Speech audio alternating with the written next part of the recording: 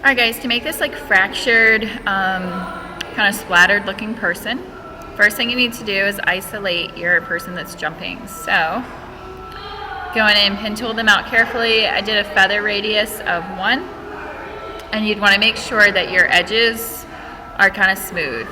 Next thing you need to do is download a brush that kind of looks like this. So click on your brush, down arrow, side arrow, go to load brushes, and this is under Teacher Pierce Photo Brushes.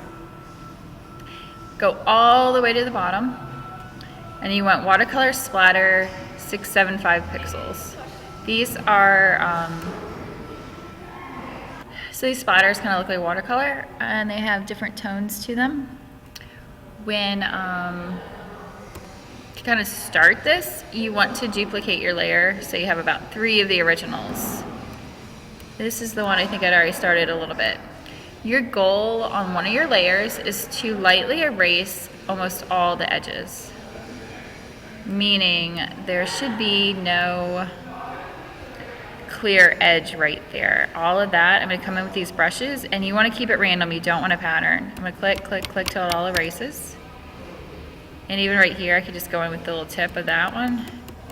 I don't want any like straight, I'm going to call these straight edges even though they're kind of curved. I don't want any of the original edge left. So like right here, I'd kind of skim in. With these, you gotta click a couple times to make it disappear.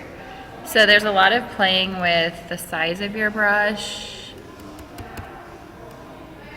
And you could even like kind of move it a little bit as you erase. But you wanna work around your whole image and get rid of that part.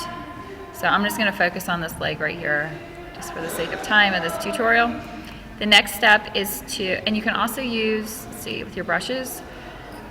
So these are the ones we just downloaded. If you go back up in your regular brushes, there's some circle kind of gritty looking ones. These work really nice kind of to clean up and finish anything that wasn't done. But if you just use these, they get a little patterny looking. Oops, like that. Okay, so erase the edges. Step 2 is to go in, use the clone stamp. And with the clone stamp, you get to use brushes. So you're going to go back to those watercolor ones. Don't make them too big. Make sure I'm on a separate layer, or a new layer that's got the whole body on it. To use the clone stamp, you have to press Alt to define a source point and click once. So this is what it's grabbing from. And then on a new layer, there's a lot of remembering what layer you're on. I'm going to click couple times, so it gives me that skin right there. It's important when you're doing this step, I gotta go back and forth, to keep it random and change your brushes a lot so that you have random stuff happening. You don't want to create a pattern. Just keep telling yourself that. I don't want a pattern. So I'm gonna grab this splatter brush. I'm on the original. I gotta do a new source point. I go back to layer 3. And now I'm going to have the splatter right there. You're going to do this, and you might even create a couple layers that have the splatter so you can manipulate them separately. I'll do that. So I'm going to make a source point here, source point, make a new layer, layer 4.